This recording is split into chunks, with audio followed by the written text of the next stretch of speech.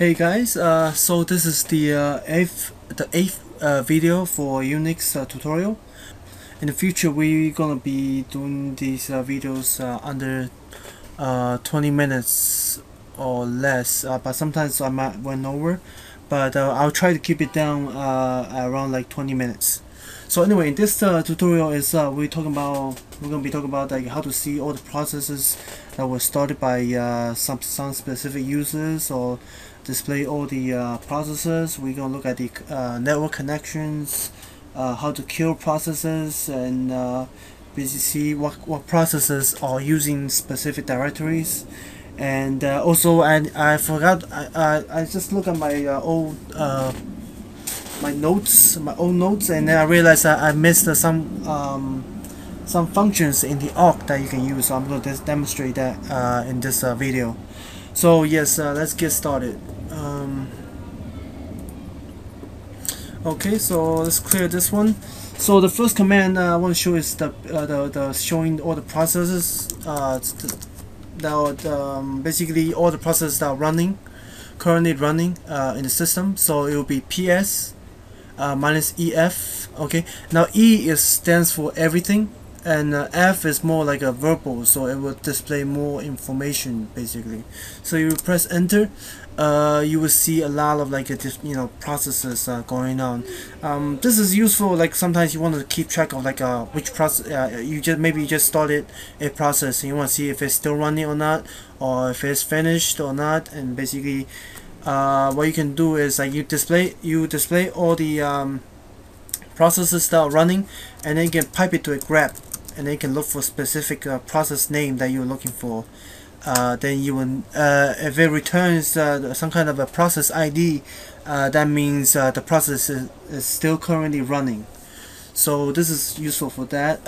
Also, you can check on like specific specific processes that are started by another user.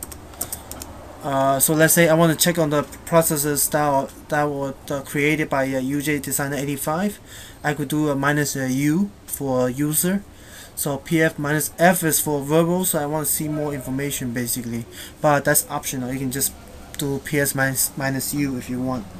So ps minus u, and then the username, and then we display all the processes that were started by UJ Designer and that are currently running. So basically, you don't see UJ Designer 85 because it shows the user ID. So the user ID is over here, basically the first column. Okay, and then the next one I'll show you is like let's say you want to see all the TCP connections that were currently open on your system. So you can do the netstat minus t. Okay, then it will show you all the TCP connections basically. Okay. Next one is let's say, oh, maybe you want to see all the connections that are currently running, not just the TCP. So you could do a netstat minus an. I live in New York City, it gets loud, especially in Chinatown. Sorry about that. You do a netstat minus an, and you see all the process that's going on. So if we pipe this to less to review this, we see like TCP connections. We see UDP connections. This is good. Like sometimes you want to see, like let's say you started the MySQL server and you don't know if it's running or not. The quick way to check it is like to go into the to see the network the network connection, to see if we have the port 3306 open or not. So this is useful for that, and so on and so on. Yeah, and these are just like internal ports that will open. I'm actually not quite familiar with these. Most of the time I just look at the TCP connections. So yeah, the next option is called netstat minus c. What netstat minus c is like, what it does is it will execute netstat command every second. I'm not sure what application you might use, like what kind of situation you might use this netstat minus c, but just to show you that it does that. So let's say I want to see all the TCP connections. I want to see it every second, basically. If there's any update, maybe you want to see that if there's any update. I guess if that's what you want to use it for. Like maybe there's a new connection open up or something like that. Okay. The next one is netstat minus p. And this is useful because like netstat -p allows you to view the processes that are using these network connections. So you can see like let's pipe it to a less. So okay. So now we know that what process ID is using these network connection. So I see that the Ubuntu Geo IP is using this port 36103. I see two Python. I see the Python process is using two of the ports in here. Basically you can see all kind of like what kind of process are using this, what kind of process are using that connection, and so on and so on. So that can be very helpful basically. Now let's show you how to kill a connection, kill a process, right? You can do kill and then the PID, basically the process ID. So if you do ps-ef, let's do it less. Okay, now you see that this is the process ID. This is the process ID, the second column. The third column is the parent process ID. So what that means is that the parent process ID 2 created this new process and assigned it PID 3 to it basically. So you see that like parent process PID 2 actually created a lot of new processes. It actually forks a lot of new processes. So so basically when you do a kill, right? So let's do something. Let's create a new process and then let's say basically tel -f and then on some kind of file sample.txt. Let's say sample.txt. Okay, so I have a process here, right? So so if we do a ps-ef and then we grep for tel, okay, we see that this process here, this is the process ID. So if you want to kill this tel -f process, what you can do is kill and then the process ID. Okay, and then it will die. Okay, now usually this kill without the -9 option, it basically kills in a nicely way. It won't it will kill kill the process when the process is ready to kill. When the process does its own cleanup work and then it starts to die off, then basically it's like sending like a request to kill instead of like forcefully to kill the process. So if you want to force a process to be killed, you don't want to wait for it to finish. You just want to kill it right away. What you can do okay. So let's do a tel -f again. What you can do is you can do kill -9, and then the process ID. So what this does is like it will forcefully kill the process without any hesitation. It will just kill it without letting giving it time to finish or whatever. Oops, sorry. I got to tel again. It's because it's a new process ID. So kill -9,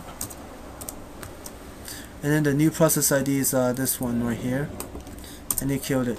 Okay, so that's killing processes. Another command is like if you see how much free space, free memory, what kind of memory usage you're doing, like how many percentage of memory you have used, you can do a command called free. Okay, and will tell you like how much memory you have, how much you have used, and how much you have for free. Oh, no wonder my system is so slow. Yeah, because I'm running the virtual machine, so it's quite slow sometimes. But anyway, that's another topic thing. Okay. Alright, so let's do the tel -f here again. Let's do the tel -f, and then this time, I want to see like the process ID that's that basically. So let's say you don't know what the process ID for tel -f. You just executed tel -f, right? But you don't know the process ID. There's no way to know unless you do a ps-ef and a grep for tel, right? There's another way is to do the pidof, okay, and then you put in the command name or the process name basically. So if you do that, the process ID, which is 26798. So now if you can kill it -9, and you can just kill this tel -f process, and then bam. Okay, so pidof and then the command name, which is will return the process ID for that specific process basically. It's useful sometimes, if you just want to find out like you know, what's the process ID for this process or command, basically. Okay, so the next command is like you want to display all the processes that are using a specific directory. Okay, so so you know, my own current directory, my home directory, right? Maybe I want to know like what processes are actually doing something to this. Excuse me. I want to see like what process are interacting with this directory. What process are actually using this directory, right? So what I can do is I can do a f user, okay, minus v, okay, and then the process name, and then the I'm sorry, the directory. So here is to specify the directory, basically. Okay, so if you do a v, of course, is for verbals, and I think if you don't put it, it will still display. Yes, it displays the process ID, but then it doesn't give you any kind of information. So you do minus v, and then the directory name, it will give you more information, basically showing you which user ID is using it, what's the process ID, and stuff like that. And then the command that are actually accessing this directory, basically. So this is very helpful sometimes, like you know, I think this is more of a system admin utility that you can use, you know, in there. So basically there's something that, you know, might be helpful for you. Okay, so let's just double check how many minutes I'm at right now.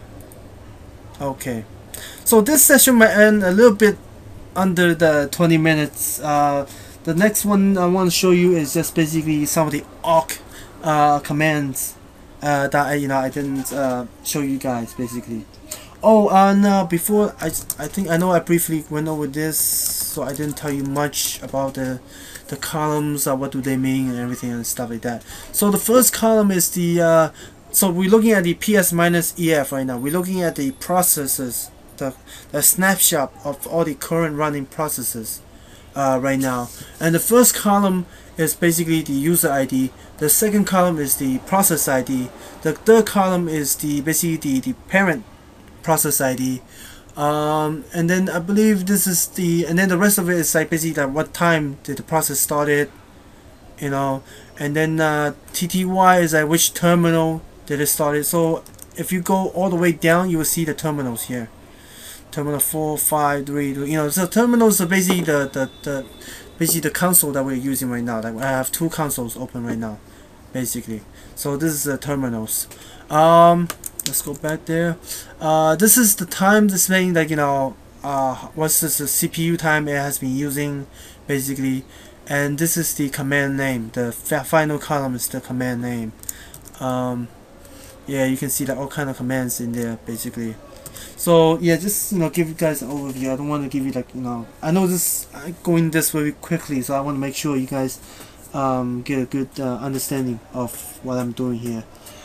So last time we talked about the awk, and we didn't go over a couple of the built-in functions that you can use, such as finding the length of a string, getting the substring of a string, replace, maybe that, so do a search and replace on the current line.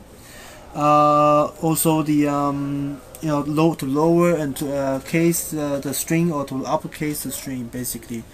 So let's do some example here, right? Let's do echo hello world, and then I want to pipe it to awk. And you know, the first thing I want to do, let's say I want to see like what's the length of the first field, right? So you can do that, so you can do print and then length, okay, and then $1. Remember, $1 is the first field. It prints the first field, returns to the first field. Okay, so if you can do a minus length, and then you would what did I do here? Function. Oh, I'm missing a G here. Okay, so it returns 5, right? Because you know, hello is just 5 characters. So length returns that. Okay. Now you can also do like a substring, right? Substring. And then let's make this one field here. And then substring, you want to do a field 1, and then you want to start from the third character. So this return lower, basically LLO. So it skips the first one. So it returns the substring, basically. And I believe you can give it another parameter. Let me, if I'm correct or not. I don't know. Yes, yeah. So you can specify, like in most programming language, you will have these like a substring functions. So in awk, it also has that basically, and I'm just covering some of the stuff that are in my notes. So I'm pretty sure there are a lot more functions out there. I will look into them in the future, but you guys of course are encouraged to find out about them, basically just to let you know. Okay, so the next one is the replacing the so do a search replace basically. Okay, so let's say I want to replace hello, right? I want to replace hello with goodbye, and I will replace hello goodbye on this specific on each line basically. Okay, so substitute, basically this function is called substitute. So substitute works on the line basically. Okay, there's also another version of it works on a specific string. I will show you later. So if you do a print on the whole line right now, okay, you'll see goodbye world. So look for hello and then replaces with the goodbye basically.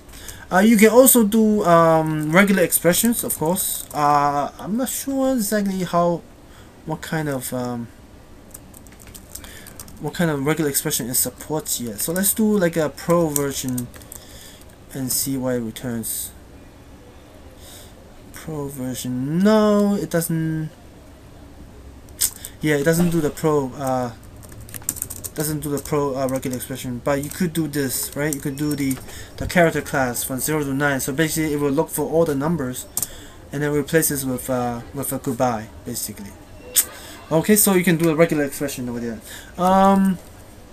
Okay, so if you don't want to replace on a specific string, so let's change this to two fields basically. Okay, and then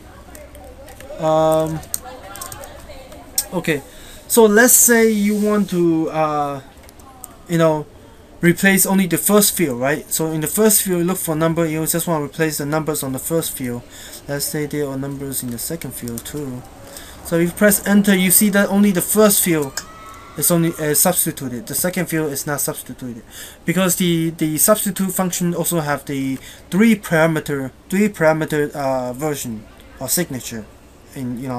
So the 3-parameter signature basically allows you to specify like which string you want to look into, which string you want to substitute basically. Okay, instead of the 2 parameter version, we're able to do the substitute on the whole line basically. Okay, so that's the substitute in there.